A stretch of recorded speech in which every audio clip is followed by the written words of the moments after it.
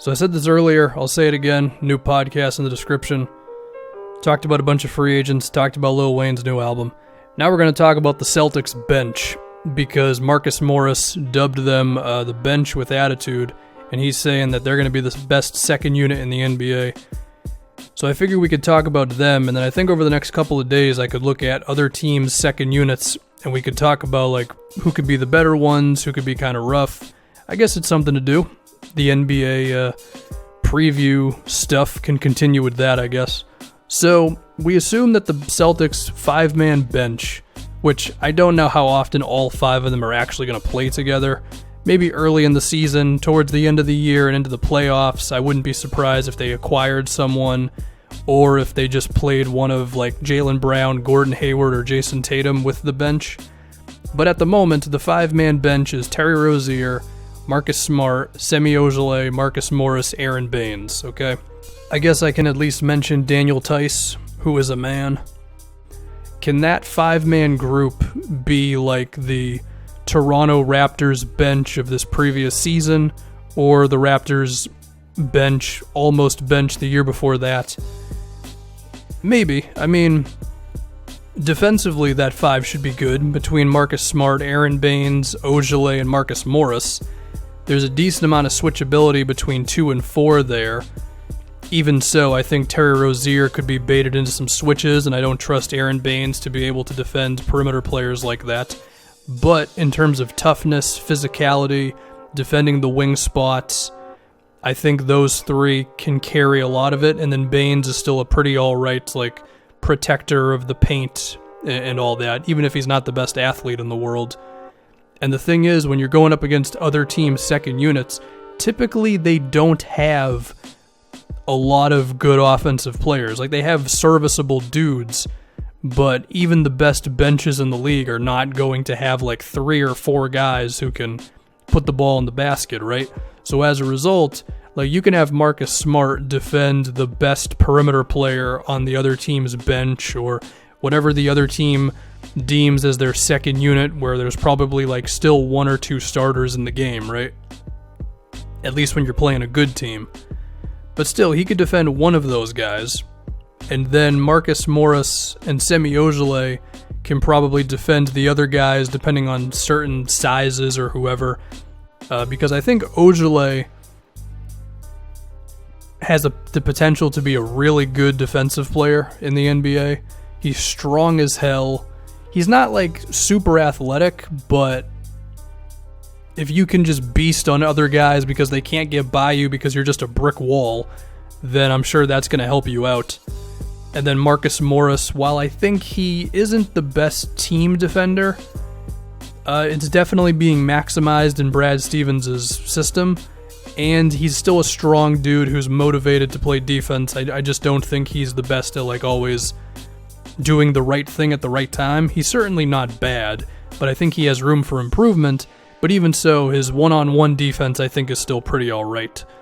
Rozier is no slouch, although he's definitely the weakest link of that 5-man group defensively.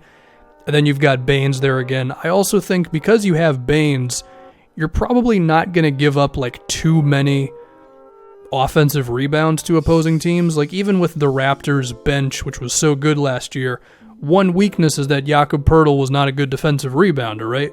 Whereas Baines, on the other hand, even if he's not going to grab the rebound himself, I think he's still going to box out pretty well. And then Marcus Morris and Marcus Smart are pretty good rebounders. And then, of course, Terry Rozier is quietly one of the best rebounding point guards in the NBA. Hell, he might be the best outside of like Westbrook and Lonzo and maybe a couple others I'm forgetting. But Rozier is definitely up there in terms of rebounding guards. So I don't think the rebounding would be a problem. I think the defense could be pretty good. I think the fear would be on offense, because while Rozier balled out in the playoffs last season, we have to see if his ability to hit contested threes and threes off the dribble can still be a real thing. And I don't think the sample size has been long enough for us to be super confident in that. And if that proves to be like a little disappointing, then I think that could hurt the second unit, because between Marcus Smart and Semi Ojeleye, those are two guys that the defense can leave open. And Marcus Morris isn't the best shooter in the world either. I mean, he can make open shots, and he did hit some contested shots for the Celtics that were pretty big last year. But at the same time, I wouldn't count on that happening consistently. So it's really going to be a matter of Rozier being legit, perhaps even a little bit of an improvement offensively from Semi Ojeleye on his three-pointer.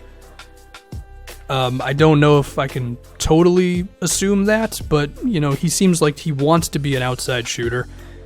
Whether he really can be or not, we'll have to see, but that would be huge because teams leave him open a lot. Yeah, it's going to be a matter of Brad Stevens really figuring things out for that second unit. And again, I did mention this before. I do think while Semi Ojeleye's defense is legit, and I think that with everybody else on this second unit could lead to like some fast break offense because, you create easier opportunities for yourself and all that. That helps out your offense. I do think we could see the Celtics acquiring a wing mid-season or something to be the full-time backup three. Someone like Damari Carroll, I think, could make some sense. As far as how that trade actually happens, I don't know. Whether that would be a buyout. I mean, I could picture Ariza getting bought out and the Celtics wanting him. Someone like that, I think, would probably be better for the playoffs than Ojeleye, because I think for as good as he is defensively, at a certain point, if you're just so bad on offense, I don't think you can be out there. And there were stretches of last season where he was pretty much a zero on offense. So that could be tough to overcome.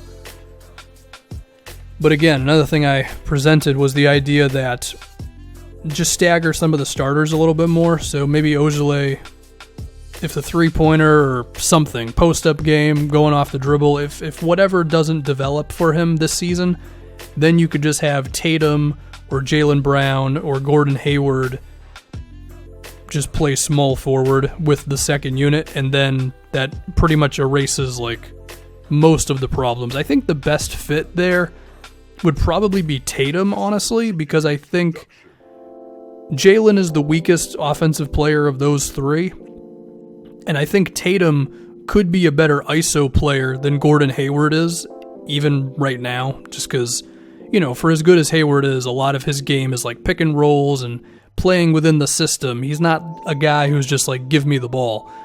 At least not as much as I believe Tatum could be. So maybe Tatum with the second unit would be the best thing. I don't know.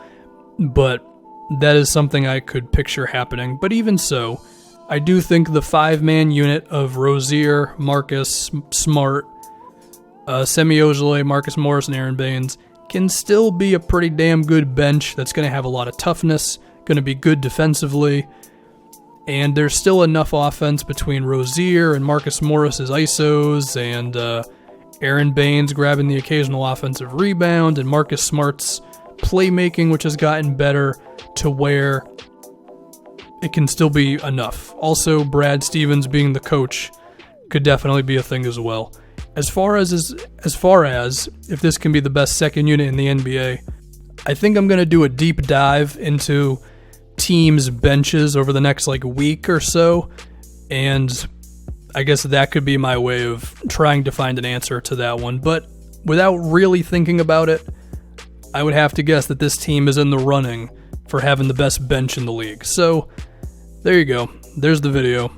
And once again, new podcast in the description.